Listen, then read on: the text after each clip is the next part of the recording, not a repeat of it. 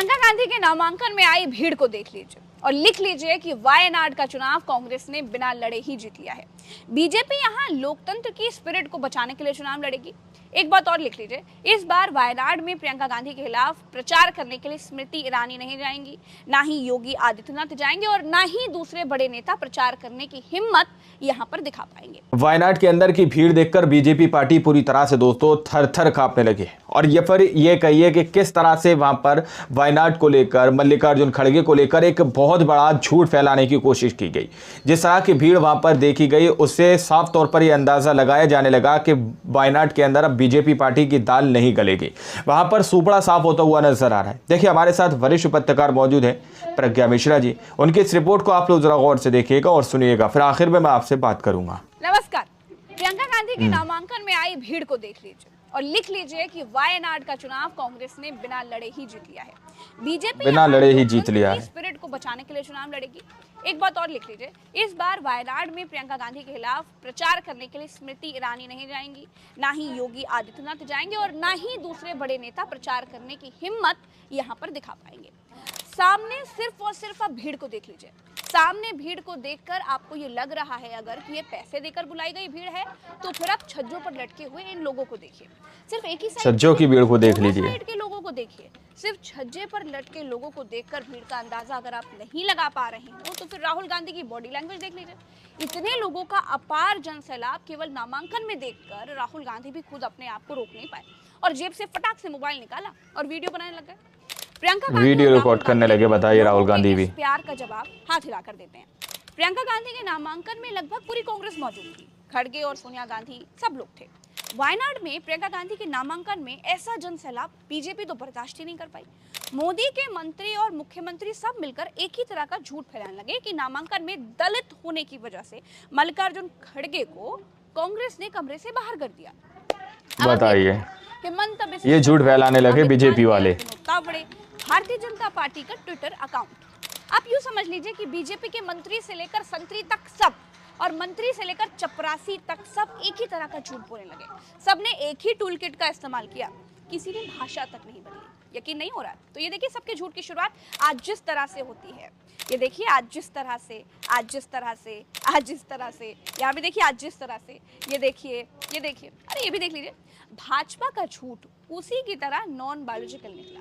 जबकि असल बात ये थी कि नामांकन दाखिल करते वक्त कमरे में सिर्फ 5 लोग ही रह सकते थे। जब खड़गे, सोनिया गांधी और राहुल गांधी डीएम के दफ्तर पहुंचे तो डीएम के दफ्तर के भीतर पहले से कुछ लोग मौजूद थे।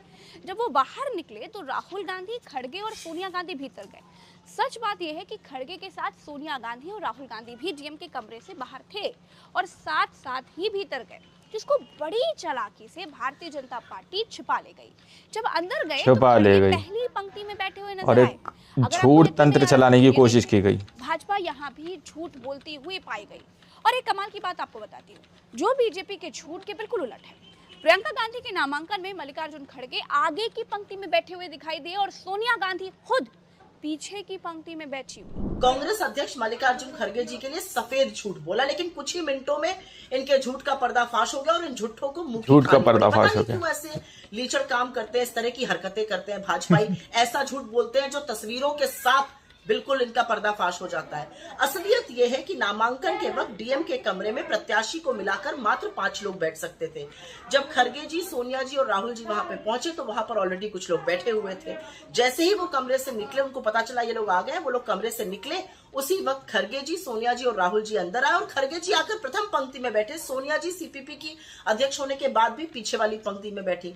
हमारा अपने अध्यक्ष के लिए भरपूर सम्मान है, लेकिन भाजपा बार बार जो खड़गे जी का अपमान करती है, शायद इसलिए करती है क्योंकि खड़गे जी दलित समुदाय से आते हैं। प्रियंका गांधी के संसद पहुंचने से राहुल गांधी की शक्ति संसद में दोगुनी हो जाएगी। भारत की संसद में अब तक अखिलेश यादव, महुआ मोइत्रा जैसे लोग बीजेपी को लोहे के चने चबा रहे थे और अब तेज तर्रार नेता प्रियंका गांधी संसद में होंगी तो माहौल कुछ और ही हो जाएगा। राहुल गांधी ने प्रियंका गांधी के बारे में अंग्रेजी में कहा कि वो प्रियंका गांधी से इतना प्यार करते हैं कि वो उनकी बांधी हुई राखी तब तक नहीं उतारते जब तक वो अपने आप टूट न जाए। See, I have this rakhi on my hand that she made. I don't take it off until it breaks. And this is a symbol of a brother's protection for his sister. And that is why I ask the people of Wayanad, in fact, I request the people of Wayanad that look after my sister and protect my sister. दोस्तों, ये जितने नेता मल्लिकार्जुन खड़गे का झूठ फैला रहे हैं, ये सब वही हैं जिनकी जुबान एक पिछड़े डिप्टी सीएम केशव प्रसाद मौर्य को स्टूल पर बिठाए जाने पर खुलती तक नहीं है। इन लोगों की जुबान खुलती तक नहीं है, बताइए। नॉन बायोलॉजिकल खुद को भगवान बनाने के लिए देश के रक्षा मंत्री को भरे मंच से माला से बाहर कर देते हैं। इन लोगों की जुबान तब भी नहीं खुलती जब वसुंधरा राजे को अपमानित करके बर्फ में लगा दिया जाता है। भाजपा बताइए, दर्जनों ऐसे उदाहरण हैं जहां झूठ बोलकर जो झूठ फैलाने का काम करते हैं, खुद को महान दिखाने के लिए दूसरों को नीचा दिखाया गया है। क्या इस देश की दलित राष्ट्रपति द्रौपदी मुर्मू राम मंदिर के उद्घाटन में नहीं जा सकती थी? जा सकती थी ना, लेकिन बुलाई नहीं गई। कई ऐसे मौके आए जहां नहीं गई द्रौपदी मुर्मू को किनारे कर दिया गया। लेकिन भाजपा की फितरत में यही है, झूठ बोलना, बस झूठ बोलना। दोस्तों, मैंने ये वीडियो इसलिए भी बनाया है क्योंकि आपको मालूम होना चाहिए कि देश में चल क्या रहा है, कि दुनिया की सबसे बड़ी पार्टी, भारत में सरकार चलाने वाली पार्टी आपसे सिर्फ 15 लाख का ही झूठ नहीं बोलती, आपसे सिर्फ वो नॉन बायोलॉजिकल होने का झूठ नहीं बोलती, आपकी भैंस खोलने, मंगलसूत्र चुराने का झूठ नहीं बोलती, बल्कि जो बोलती है सिर्फ झूठी बोलती है। इनका एक बात है, जो बोलती है सिर्फ झूठी बोलती है। झूठा ही देना, झूठा ही भोजन, झूठ चबेना। होशियार रहिए, खबरदार रहिए। चलते हैं, फिर मिलेंगे नई वीडियो में। अभी के लिए इतना ही। चैनल को सब्सक्राइब जरूर कीजिएगा। नमस्कार, राम राम, दुआ सलाम, जय हिंद। तो आप लोगों ने इस वीडियो को शुरू से आखिर तक देखा। वीडियो के अंदर साफ तौर पर बात की गई है कि किस तरह से वायनाड के अंदर हजारों की तादाद में लोग वहां पर मौजूद रहे, लेकिन ये भीड़ देखने के बाद ये भीड़ जो है बीजेपी पार्टी से हजम नहीं हुई और उसके बाद एक झूठ फैलाना शुरू कर दिया गया कि मल्लिकार्जुन खड़गे को दलित होने की वजह से उनको बाहर कर दिया गया। अब आप लोग समझ सकते हैं कि किस तरह से चंदी मिनट के बाद, चंदी घंटों के बाद वो झूठ जो है दोस्तों पकड़ा गया। और तो बीजेपी के ट्विटर अकाउंट से इस खबर को शेयर किया गया कि दलित होने की वजह से उनको बाहर कर दिया गया। यानी कि वहां पर भी जातिवाद पैदा करने की कोशिश की जा रही थी, जातिवाद जो है करने की कोशिश की जा रही थी, फैलाने की कोशिश की जा रही थी, लेकिन वहां पर ये पूरी तरह से लोग सही तरीके से जातिवाद को नहीं फैला पाए और उनका झूठ जो है तुरंत ही वहां पर पकड़ दिया गया। यानी कि हम ये कह सकते हैं कि बीजेपी पार्टी को ऐसा लगने लगा है कि वहां पर चारों खाने चित्त जो है होने जा रहे हैं दोस्तों। तो यहां पर मोदी जी को एक बड़ा झटका वायनाड के अंदर लग सकता है अगर ईवीएम का साथ नहीं रहा। हालांकि लोग ये कह रहे हैं कि ये जो भीड़ आई है कांग्रेस पार्टी के बुलाने पर नहीं आई, वहां पर खुद ब खुद लोग जो है कांग्रेस के मोहब्बत में आए हैं, उनके नामांकन को देखने के लिए आए हैं। तो उस भीड़ को देखने के बाद लोग कांग्रेस पार्टी को सलाह भी दे रहे हैं, प्रियंका गांधी को भी सलाह दे रहे हैं, राहुल गांधी को भी सलाह दे रहे हैं कि भीड़ तंत्र पर मत जाइए, आपको 100% फोकस जो है अपना वो ईवीएम पर रखना होगा। यदि आप ईवीएम पर फोकस नहीं रखते तो वायनाड हो या फिर हरियाणा हो या फिर महाराष्ट्र हो या फिर झारखंड हो, रिजल्ट सेम ही सेम आएंगे, चाहे कितना ही भीड़ तंत्र आप बुला लीजिए, क्योंकि ईवीएम से ही चुनाव का उलटफेर किया जाता है। तो वायनाड के अंदर आपको 100% जो है ईवीएम पर फोकस करना होगा, ईवीएम पर ही आपको निगरानी करनी होगी, जब आप वायनाड का चुनाव जीत सकते हैं। भीड़ तंत्र के बदौलत आप चुनाव नहीं जीत सकते।